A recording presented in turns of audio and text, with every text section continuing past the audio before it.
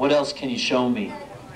And if my thought dreams can be seen, they'd probably put my head in a guillotine. But it's all right, Ma, it's life and life only. That's Bob Dylan. I'm with him in March in Virginia. Then I went to my girlfriend Eve's cousin's wedding in Ohio, and he happened to be playing a half an hour away. I went to see him, and I ended up going out to dinner and spending the night in his room. And he offered me, you know, any of his music. He was on Capitol Records with the Beatles, and they call him the father of Christian rock. He had the first major Christian record deal, and this was like his legendary album, you know, way back, you know, I guess around, I don't know, 20 years ago. And he's just a great, great guy that really, you know, it's great for me to have someone older to talk to and to help, you know, guide me. And so now I'm going to be making a record on his label and using some of his music, and he's going to be in the band, and so I'm real excited about that. So I thought maybe I'd read you one of his pieces, and it's one of my favorites. It's called The Great American Novel. I was born and raised an orphan in a land that once was free, in a land that poured out its love on the moon. And I grew up in the shadows of your silos filled with grain, but you never helped to fill my empty spoon.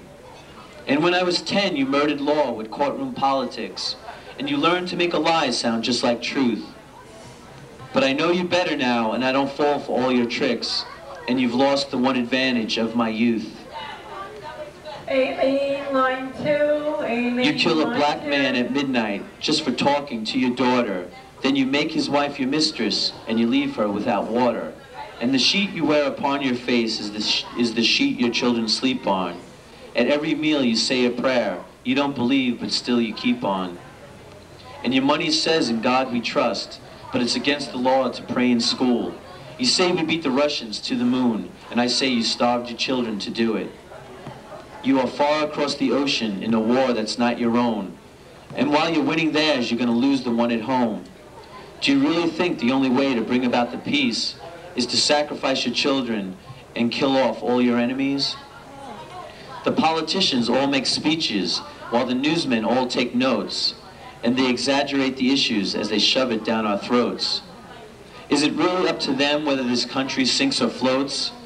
Well, I wonder who would lead us if none of us would vote. Well, my phone is tapped and my lips are chapped from whispering through the fence. You know every move I make, or is that just coincidence? Will you try to make my life a little less like jail if I promise to make tapes and slides and send them through the mail? And your money says, in God we trust, but it's against the law to pray in school. You say we beat the Russians to the moon, and I say you starved your children to do it. You say all men are equal, all men are brothers. Then why are the rich more equal than others? Don't ask me for the answers, I've only got one. That a man leaves his darkness when he follows the sun. It's Larry Norman. This work, just especially, you know, across the generations like this, you know.